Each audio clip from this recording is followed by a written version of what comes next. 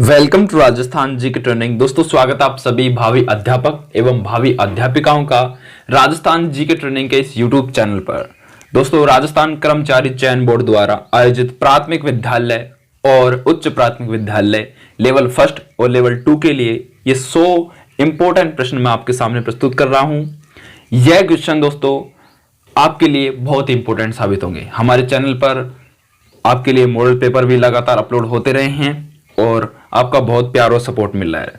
ठीक है, इसी को मद्देनजर रखते हुए हम आपके लिए 100 प्रश्नों की एक सीरीज वापस चालू कर रहे हैं। उनमें आपको हर दिन मैं आपको टॉप 100 एमसीक्यू करवाऊंगा। ठीक है, जो अपने सभी जो लेवल फर्स्ट और लेवल 2 हैं उनके लिए महत्वपूर्ण होंगे। ठीक है, तो चलिए दोस्तों बिना किसी देरी के आज की इस वीडियो की शुरुआत करते हैं। अगर आपने अभी तक चैनल को सब्सक्राइब नहीं किया तो सब्सक्राइब कर लीजिए दोस्तों। लाल कलर का जो बटन है वीडियो के नीचे उसको दबा दीजिए और ऑल पे प्रेस कर लीजिए घंटी के आइकन को। ठीक है, और वीडियो को लाइक कर दीजिए दोस्तों, और अपने दोस्तों में शेयर करना चाहो तो कर दीजिए। ठीक है, आपकी मर्जी है। चलिए दोस्तों शुरू करते हैं अपन। तो दोस्तों मैं आपके सामने शुरू कर रहा हूं पहला प्रश्न से कि 15वीं विधानसभा की दलगत स्थिति के बारे में सही कथन क्या है। तो 15वीं विधानसभा की दलगत स्थिति के बारे में सही कथन आपसे पूछ ले तो आपको सही कथन के बारे में क्या बताना है कि भाजपा 71, कांग्रेस 108 और राष्ट्रीय लोकतांत्रिक पार्टी 3, ये सभी के सभी 15वीं विधानसभा की दलगत स्थिति के बारे में सही कथन है। ठीक है, चलिए अगला है कि हाल ही में मुख्यमंत्री श्री अशोक गहलोत द्वारा सवाई मानसिंह स्टेडियम जयपुर और बरकतुल्ला खां स्टेडियम जोधपुर सहित सभी संभागीय मुख्यालयों पर state of the art gym and fitness centre तथा जिला मुख्यालयों पर ओपन जिम स्थापित करने हेतु कितनी राशि की मंजूरी दी है। तो दोस्तों अपने मुख्यमंत्री अशोक गहलोत ने 35 करोड़ रुपए की मंजूरी दी है। अगला प्रश्न है कि राज्य सरकार द्वारा खाद्य एवं औषधि विभाग का विलय कर उसे क्या नया नाम दिया गया है। तो राजस्थान सरकार द्वारा खाद्य एवं औषधि विभाग का नाम चेंज कर दिया गया है और उसका नया नाम आपसे पूछ ले तो आपको बताना है खाद्य सुरक्षा और औषधि नियंत्रण आयुक्तालय, जिसको शॉर्ट फॉर्म में FSDCC कहते हैं। ठीक है, चलिए अगला है मुख्यमंत्री अशोक गहलोत द्वारा प्रदेश में कहां विश्व के तीसरे सबसे बड़े क्रिकेट स्टेडियम का शिलान्यास किया गया है। तो दोस्तों ये अपने किया गया है चौंप गांव जयपुर में। ठीक है, चलिए अगला प्रश्न है पद्म पुरस्कार 2022 में पद्म भूषण से राज्य के किन हस्तियों को सम्मानित किया गया। तो पद्म पुरस्कार 2022 में पद्म भूषण से राज्य की किन हस्तियों को सम्मानित किया गया। तो ये अपने किया गया था दोस्तों अपने एक तो राजीव महर्षि और देवेंद्र झाझड़िया को। ठीक है, ये अपने फर्स्ट और सेकंड राइट आंसर है। अगला है कि तीसरे राष्ट्रीय जल पुरस्कार वितरण समारोह अप्रैल 2022 में हुआ था। उसमें जल संरक्षण दिशा में श्रेष्ठ प्रदर्शन के तहत सर्वश्रेष्ठ राज्य श्रेणी में राजस्थान का कौन सा स्थान है। तो राजस्थान में राष्ट्रीय जल पुरस्कार वितरण समारोह में देखे तो ये अपने कौन सा स्थान आ जाता है अपने राजस्थान का। तो आपसे पूछ ले तो राजस्थान का दूसरा स्थान आ जाता है राजस्थान राष्ट्रीय जल पुरस्कार वितरण समारोह में के अंतर्गत। ठीक है, सर्वश्रेष्ठ राज्य की श्रेणी में दूसरा स्थान पर आ जाता है। अगला है कि कौन सा सही नहीं है। तो इनमें से सही नहीं है की पहचान करनी है। तो खाजी खा बरना अपने खड़ताल वादक है, बिल्कुल। दापू खान अपने मूमल गीत का लोक कलाकार है, बिल्कुल। सईद बाबरी अपनी काव्याली गायक है, बिल्कुल। इंदर कुदरत सिंह ब्लू पोट्री संबंधित है, तो यही बचा। ठीक है, तो राइट आंसर 4th। चलिए अगला प्रश्न है कि राजस्थान सरकार ने आर्थिक रूप से पिछड़े वर्गों के 50,000 लोगों को 4% के ब्याज की दर पर कितने राशि का ऋण प्रदान करने के लिए सुंदर सिंह भंडारी स्वरोजगार योजना 2021 की घोषणा की है। तो दोस्तों ये अपने की है 50,000 रुपए। ठीक है, 50,000 रुपए देने के लिए। तो लाभार्थी राजस्थान के EBC श्रेणी का निवासी होना चाहिए और लाभार्थियों की संख्या 50,000। ठीक है, और लोन राशि कितनी होनी चाहिए, लगभग 50,000 रुपए और ब्याज 4% की दर पर। ठीक है, चलिए अगला प्रश्न है कि सूची फर्स्ट को सूची सेकंड से मिलान कीजिए। एक तरफ स्थान और एक तरफ है उद्योग। तो कौन सा स्थान अपने किस उद्योग से प्रसिद्ध है। तो दोस्तों आप सबको पता है कि ब्यावर अपने वस्त्र निर्माण के लिए प्रसिद्ध है और भरतपुर अपने सरसों के तेल के लिए प्रसिद्ध है और गंगानगर चीनी के लिए प्रसिद्ध है और केशवा नागुजर अपने कागज से संबंधित है। यही बचा। ठीक है, मैंने तो केशव नागा गुजर का नाम पहली बार सुना है। ठीक है, तो सेकंड अपना ऑप्शन नंबर सेकंड आ जाएगा राइट आंसर। अगला प्रश्न है कि प्रतापगढ़ का प्राचीन नाम क्या है। तो प्रतापगढ़ का प्राचीन नाम आपसे पूछ सकता है। तो प्रतापगढ़ का प्राचीन नाम आपको बताना है कांठल। क्या बताना है? कांठल। अगला है कि घुमेश्वर महादेव मंदिर कहाँ स्थित है। तो घुश्मेश्वर मंदिर आपसे पूछ ले तो घुश्मेश्वर मंदिर आपको बताना है सिवाड़ में। ठीक है। और सिवाड़ कहाँ पे है? सवाई माधोपुर में स्थित है। ठीक है। और सिवाड़ में भगवान शिव का 12वां एवं अंतिम ज्योतिर्लिंग अवस्थित है। ठीक है, ये याद रखना। सिवाड़ में है घुश्मेश्वर महादेव का मंदिर। अगला है मुख्यमंत्री लघु उद्योग प्रोत्साहन योजना को कब से नोटिफाइड तथा शुरू कर दिया गया था। दोस्तों ये अपने 2019 से नोटिफाइड और शुरू कर दिया गया था। अगला कि राजस्थान मौलाना अबुल कलाम आजाद अरबी फारसी शोध संस्थान कहाँ स्थित है। तो अब्दुल कलाम अरबी फारसी शोध संस्थान आपसे पूछ ले तो आपको बताना है कि टोंक जिले में है। ठीक है। अगला शिक्षा का अधिकार कानून 2009 के किस अध्याय में विद्यालय एवं शिक्षकों की जिम्मेवारी का वर्णन है। तो शिक्षा का अधिकार 2009 में किस अध्याय में शिक्षकों की अपनी विद्यालय के प्रति जिम्मेदारी का वर्णन है। तो यह है दोस्तों अपने किस अध्याय में विद्यालय एवं शिक्षकों की जिम्मेवारियों का वर्णन है। तो अध्याय 4 में है। अगला है निम्न में से राजस्थान राज्य के संदर्भ में आरटीई एक्ट नियमों का सही नाम क्या है। तो आरटीई एक्ट का नियमों का सही नाम आपसे पूछ ले तो आपको बताना है राजस्थान निःशुल्क अनिवार्य बाल शिक्षा अधिकार अधिनियम 2011। अगला है कि शिक्षा का अधिकार कानून 2009 के अनुसार एलिमेंट्री शिक्षा में होने वाली कक्षाएं कौन कौन सी होती है। तो एलिमेंट्री कक्षा में होने वाली कक्षाएं पहली कक्षा से 8वीं कक्षा तक की शिक्षा इसमें शामिल होती है। अगला है कि आरटीई के अनुसार कक्षा 6 से 8 तक छात्र शिक्षक अनुपात होना चाहिए। तो आरटीई के अनुसार कक्षा 6 से 8 तक जो छात्र हैं और शिक्षक है उनका अनुपात आपसे पूछ ले तो आपको बताना है 35:1, यानी कि 35 तो छात्र होने चाहिए और उन पर एक शिक्षक होना चाहिए। अगला है कि आरटीई एक्ट 2009 के संबंध में कौन सा कथन सत्य है। तो सत्य कथन की पहचान करनी है। तो सत्य कथन में दोस्तों ये सभी के सभी उपरोक्त सभी कथन सत्य हैं। ठीक है। चलिए अगला प्रश्न है कि ट्रांसपोर्ट वाउचर योजना छात्राओं की सुविधा लागू की गई, उनका क्या है आगे है कि उनका स्तर होना चाहिए। उनका स्तर पूछ रहा है कि ट्रांसपोर्ट योजना का स्तर क्या होना चाहिए। तो अपने गर्ल्स से संबंधित योजना है जिनका स्तर 9वीं से 12वीं तक की स्तर होनी चाहिए। उनको ही अपने जो साइकिल वितरण है ना उससे संबंधित ये योजना है। अगला शिक्षक मूल्यांकन प्रपत्र एक सत्र में कितनी बार भरा जाता है। तो शिक्षक मूल्यांकन प्रपत्र एक सत्र में कितनी बार भरा जाता है। तो दोस्तों अपने भरा जाता है 2 बार। ठीक है। अगला कि राष्ट्रीय शिक्षा नीति 2020 में 10+2 पैटर्न को बदलकर स्कूली शिक्षा का पैटर्न किया जाएगा। दोस्तों ये अपने किया जाएगा कितना 5+3+3=4। ठीक है। आपके हिसाब से क्या होगा नीचे कमेंट के बता सकते हैं। ठीक है। चलिए मेरे हिसाब से यही है कि 5+3+3+4। अगला है कि निःशुल्क एवं अनिवार्य बाल शिक्षा अधिकार के अंतर्गत विद्यालय प्रबंध समिति गठन किया जाता है जिसकी क्रियान्वयन समिति के सदस्य में निम्न में से कौन से सम्मिलित नहीं है। तो इनमें से कौन सी सम्मिलित नहीं है। तो अपने क्षेत्र का बीईओ इससे संबंधित नहीं है। विद्यालय के शिक्षक होना चाहिए, विद्यालय के प्रधानाध्यापक सम्मिलित होना चाहिए और स्थानीय निकाय का चुना गया एक सदस्य होना चाहिए। बीईओ का क्या संबंध है। ठीक है। चलिए अगला कि शिक्षावाणी कार्यक्रम हेतु शिक्षण सामग्री का निर्माण किया जा रहा है। तो शिक्षावाणी कार्यक्रम हेतु शिक्षण सामग्री का जो निर्माण है वो किसके द्वारा किया जा रहा है। ये अपने किया जा रहा है दोस्तों RSCERT के नेतृत्व में। ठीक है। इसके नेतृत्व में किया जा रहा है RSCERT के नेतृत्व में RSCERT। ठीक है। शिक्षा दर्शन प्रोग्राम कब शुरू हुआ था। तो शिक्षा दर्शन प्रोग्राम के बारे में आपसे पूछ ले तो वो क्या बताना है कि शिक्षा दर्शन प्रोग्राम अपने शुरू हुआ था 1 जून 2020 को। उपचारात्मक शिक्षण जो 9 से 12 तक कार्यक्रम कब से प्रारंभ किया गया। तो उपचारात्मक शिक्षण का जो कार्यक्रम है वो कब से प्रारंभ किया गया। ये अपने 14 जुलाई 2022 से प्रारंभ किया गया। अगला है कि राजस्थान से गुजरने वाले निम्नलिखित राष्ट्रीय राजमार्गों में कौन सा राष्ट्रीय राजमार्ग राजस्थान भूभाग में सर्वाधिक लंबा है। तो कौन सा राष्ट्रीय मार्ग है जो सबसे लंबा है। तो राष्ट्रीय राजमार्ग आपसे पूछ रहे 15 तो सबसे लंबा है। ठीक है। राष्ट्रीय राजमार्ग 15 राजस्थान का सबसे लंबा राजमार्ग है जिसकी लंबाई आपसे पूछ ले तो 848.3 3 किलोमीटर है।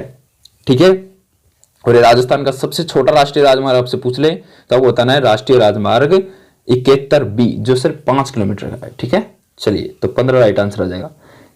ठीक है, तो राष्ट्रीय राजमार्ग 15 आएगा, ना कि 11। ठीक है, कई लोग 11 भी करेंगे। ठीक है, लेकिन 15 राइट आंसर आएगा।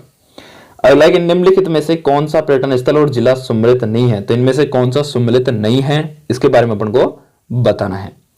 दोस्तों सबको पता है कि फूल सागर मंदिर, फूल सागर जो अपने बूंदी में, पांडुपोल मंदिर अपने अलवर जिले में, जो सिर्फ हमसे 7 किलोमीटर की दूरी पर स्थित है दोस्तों। ठीक है, हम पांडुपोल जी के पास में ही निवास करते हैं। ठीक है, चलिए कभी आना हो तो जरूर मिलना। ठीक है, संपर्क जरूर कर लेना। और कह रहा है कि किराड़ू मंदिर झालावाड़ पूछ रहा है, तो किराड़ू मंदिर तो बाड़मेर में, ना कि झालावाड़ में, तो यही गलत आ जाएगा। चंद्रमहल जयपुर सही है। अगला है चंद्रमहल भी सही है, जयपुर में है बिल्कुल, तो राइट आंसर 3 आ जाएगा। अगला है कि राजस्थान ऊर्जा विकास एजेंसी की स्थापना किस वर्ष में हुई थी। तो अपने किस वर्ष में हुई थी ये, तो अपने राजस्थान ऊर्जा विकास एजेंसी की स्थापना आपसे पूछ ले तो अपने दोस्तों ये हुई थी 1985 में। अगला है कि राजस्थान में निम्न में से कौन सा पन्ना खनन क्षेत्र नहीं है। तो पन्ना का खनन क्षेत्र इनमें से कौन सा नहीं है, तो टिक्की है, गोगुंदा है, काला गुमान है, लेकिन सरवन नहीं है। अगला, राजस्थान के निम्न में से कौन सी जनजाति को भारत सरकार द्वारा आदिम जनजाति समूह की सूची में शामिल किया गया है। तो अपने किया गया दोस्तों सहरिया जनजाति को। अगला, राजस्थान में भीलों द्वारा पहाड़ी भागों में की जाने वाली कृषि क्या कहलाती है।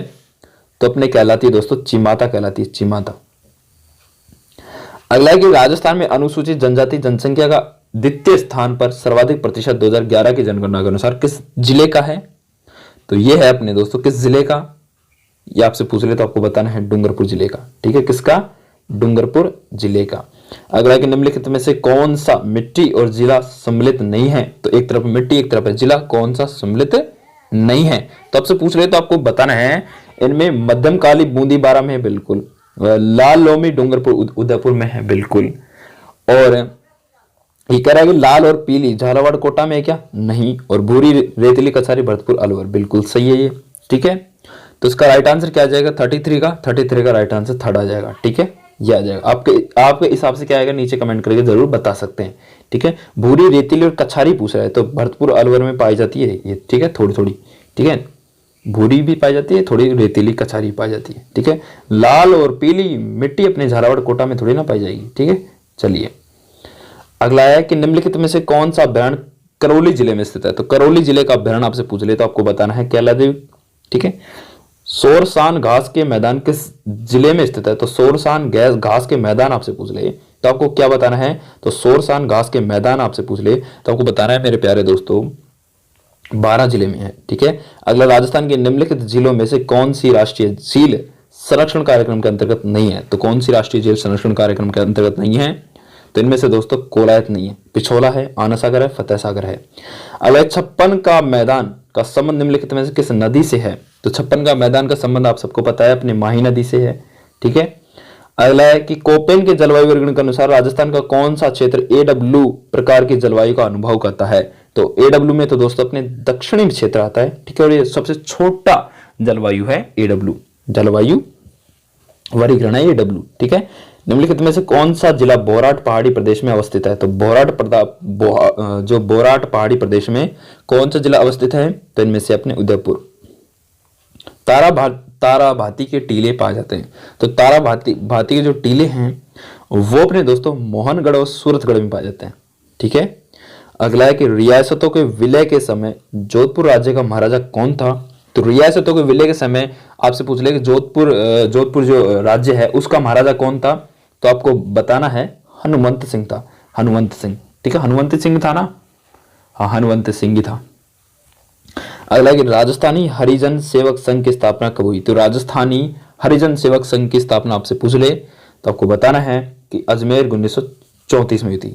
ठीक है, चलिए अगला, साधु सीताराम दास किस कृषक आंदोलन से संबंधित था। तो साधु सीताराम दास अपने बिजोलिया किसान आंदोलन से संबंधित था। और आपको नीचे कमेंट करके ये भी बताना है कि बिजोलिया अपने किस जिले में स्थित है। ठीक है, जरूर बताना है। ठीक है, चलो अगला प्रश्न है कि निम्नलिखित में से कौन कोटा में 1857 के विद्रोह का नेता था। तो कौन था कोटा में 1857 के विद्रोह का नेता, बताइए। इनमें से नवी खां नहीं, नंदलाल नहीं, कुशल सिंह नहीं, भैरव खां था।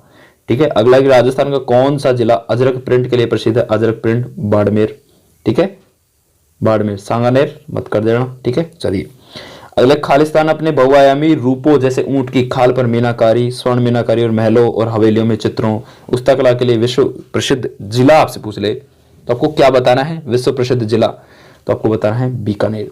बीकानेर अपने उस्तकला में बहुत ही प्रसिद्ध है, विश्व प्रसिद्ध है। अगला कि चांदी के आभूषणों की तारकशी के लिए राजस्थान का कौन सा जिला प्रसिद्ध है? तो कौन सा स्थान प्रसिद्ध है? तो अपने स्थान प्रसिद्ध है नाथद्वारा। नाथद्वारा कहाँ पे है? राजसमंद में।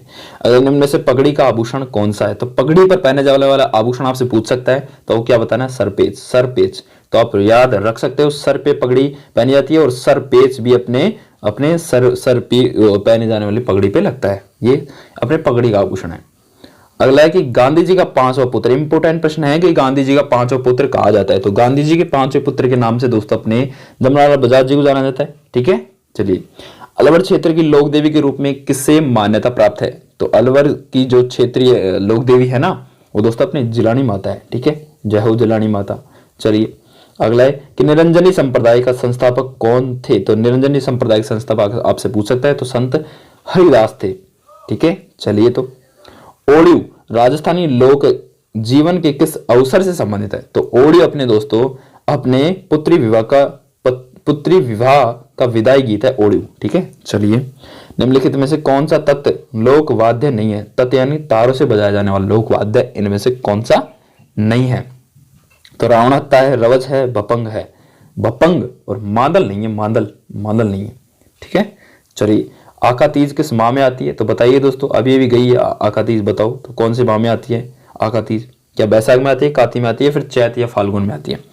तो आका तीज अपने बैसाख में आती है, ठीक है। बैसाख में सबसे ज्यादा विवाह होते हैं राजस्थान में आका तीज के दिन।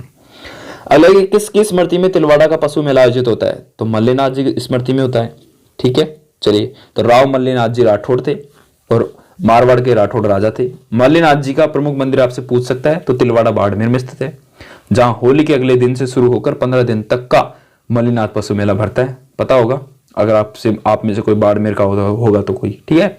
मल्लीनाथ जी पशु मेला राजस्थान का सबसे प्राचीन पशु मेला है, इसके बारे में पूछ सकता है, जो लूणी नदी के किनारे भरता है एवं मलानी नस्ल के पशु का क्रय विक्रय होता है इसमें, ठीक है। ये बात आपको पता होनी चाहिए। अगला, निम्न में से कौन सा दुर्ग गढ़ बिठली के नाम से जाना जाता है? तो गढ़ बिठली के नाम से कौन सा दुर्ग जाना जाता है, इसके बारे में बात करें तो दोस्तों तारागढ़ जाना जाता है। अगला प्रश्न है कि सर्वोत्तम विलास, गज विलास, जवाहर विलास निम्नलिखित में से किस दुर्ग में स्थित हैं? ये सभी के सभी विलास अपने सोनारगढ़ दुर्ग में स्थित है। और नीचे कमेंट करके बताओ कि सोनारगढ़ दुर्ग अपने किस जिले में है, ठीक है। अभी बताओ, अभी वीडियो को पॉज करो, अभी के अभी कमेंट करो कि सोनारगढ़ दुर्ग अपने किस जिले में स्थित है, ठीक है। चलिए, मारवाड़ का भूला बिसरा नायक किसे कहते हैं? तो मारवाड़ का भूला बिसरा नायक दोस्तों आप सबको पता होगा कि राव चंद्रसेन को कहते हैं, ठीक है। चलिए, दिवेर नहीं है, दिवेर की लड़ाई किन किन के बीच लड़ी गई थी? तो दिवेर की लड़ाई है दोस्तों, वो अपने राणा प्रताप और अकबर के बीच लड़ी गई थी। सबको पता है ना, यही आएगा ना? हाँ यही आएगा। कालीबंगा का उत्खनन कार्य कितने स्तरों में पूरा किया गया था? जो कालीबंगा जो सभ्यता है उसका उत्खनन कार्य कितने स्तरों में किया गया? तो दोस्तों ये अपने किया गया था 3 स्तरों में, ठीक है। चलिए, अगला है कि निम्नलिखित में से कौन सा बनास सांस्कृतिक स्थल नहीं है? तो बनास सांस्कृतिक स्थल अपन को छांटना है कि इनमें से कौन सा बनास सांस्कृतिक स्थल नहीं है। तो नीचे कमेंट करके अभी बताओ कि कौन सा नहीं है। गिलुंड है, बालाथल है और उजियान है। तिलवाड़ा अपने बनास सांस्कृतिक स्थल नहीं है। राजस्थानी की एक प्रारंभिक रचना रणमल छंद के रचनाकार कौन थे? तो रणमल छंद के रचनाकार आपसे पूछ रहे तो श्रीधर व्यास थे। अगला, मारवाड़ी बोली के साहित्यिक रूप में क्या कहा जाता है? तो मारवाड़ी बोली को साहित्यिक रूप में आपसे पूछ ले क्या कहा जाता है? तो साहित्यिक रूप में अपने डिंगल कहा जाता है, ठीक है। मारवाड़ी बोली के साहित्यिक रूप को डिंगल कहा जाता है। चलिए, तो राजस्थान केसरी समाचार पत्र का प्रकाशन किसके द्वारा प्रारंभ किया गया था? तो दोस्तों अपने राजस्थान केसरी समाचार पत्र है वो अपने विजय सिंह पथिक के द्वारा प्रारंभ किया गया था। सुधा प्रबंध किसके द्वारा लिखित है? तो सुधा प्रबंध अपने कुंभा के द्वारा। ठीक है। सार्वजनिक वितरण प्रणाली का कौन सा उद्देश्य है? सार्वजनिक वितरण प्रणाली का उद्देश्य आपसे पूछ ले तो उपरोक्त सभी के सभी कथन सत्य हैं, क्योंकि इसमें आवश्यक उपभोक्ता वस्तु की उपलब्धता सुनिश्चित करना होता है और आवश्यक उपभोक्ता वस्तु के मूल्य में स्थिर रखना होता है और कुछ मूलभूत आवश्यकताओं की पूर्ति के लिए लक्षित सार्वजनिक वितरण प्रणाली के माध्यम से समाज में कमजोर वर्गों को खाद्य सुरक्षा प्रदान करना ही सार्वजनिक वितरण प्रणाली का उद्देश्य है। यानी कि उपरोक्त सभी सही है। फूल मंडी आपसे पूछ सकता है, इंपोर्टेंट है। फूल मंडी कहां पे स्थित है? इंपोर्टेंट प्रश्न है कि फूल मंडी अपने सबको पता है पुष्कर में है। ठीक है। फूलों की मंडी भी कहा जाता है पुष्कर को। चलिए, तो मानव विकास सूचकांक में किन संकेतकों को शामिल किया गया है? तो मानव विकास सूचकांक में अपने जीवन प्रत्यक्षा, जन शिक्षा, जान की पहुंच, आय और जीवन स्तर का, यानी कि सभी को सम्मिलित किया गया है। भारत में राष्ट्रीय आय के लिए वित्तीय वर्ष की अवधि क्या है? तो भारत में राष्ट्रीय आय की वित्तीय वर्ष की अवधि आपसे पूछ सकता है, तो आपको बताना है 1 अप्रैल से 31 मार्च है। ठीक है। चलिए, किस अर्थशास्त्री ने भारत में सबसे पहले वैज्ञानिक दृष्टि से राष्ट्रीय आय की गणना की थी? तो कौन था वो अर्थशास्त्री? तो ये था VKR राव था। ठीक है। उपभोक्ता न्यायालय में किसी भी स्तर पर फैसला कितनी अवधि में हो जाता है? तो उपभोक्ता न्यायालय में किसी भी स्तर पर जो फैसला है वो दोस्तों अपने सिर्फ और सिर्फ 3 माह में हो जाता है। ठीक है। अगला, कौन सी संस्था बैंकों में कामकाज पर नियंत्रण रखती है? तो कौन सी संस्था है जो बैंकों में कामकाज पर नियंत्रण रखती है? तो ऐसी संस्था है रिजर्व बैंक। ठीक है, भारतीय रिजर्व बैंक। चलिए अगला प्रश्न क्या कह रहा है उसको भी देख लेते हैं। अगला प्रश्न कह रहा है कि मुद्रास्फीति नियंत्रण में कौन सा उपाय सहायक होता है? तो मुद्रास्फीति नियंत्रण में कौन सा उपाय सहायक होता है? तो दोस्तों इसमें अपने उपाय सहायक होता है बैंक दर में वृद्धि। चलिए, तो बैंक दर में वृद्धि, और हाँ यही होता है, बैंक दर में वृद्धि हो गया।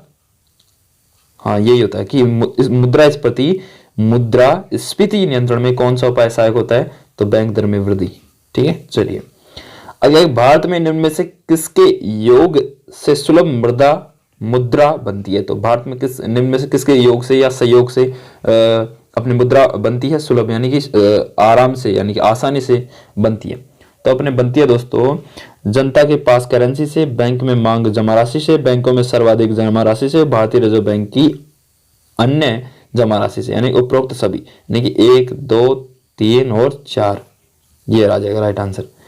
अगला कि राष्ट्रीय खाद्य सुरक्षा योजना के तहत भारत सरकार द्वारा प्राप्त गेहूं को खाद्य सुरक्षा सूची में चयनित अंत्योदय परिवार को कितने प्रति परिवार एवं अन्य पात्र लाभार्थियों को 5 किलोग्राम प्रति व्यक्ति प्रति माह नियमानुसार बायोमेट्रिक सत्यापन के पश्चात पास मशीनों के माध्यम से उपलब्ध करवाया जा रहा है?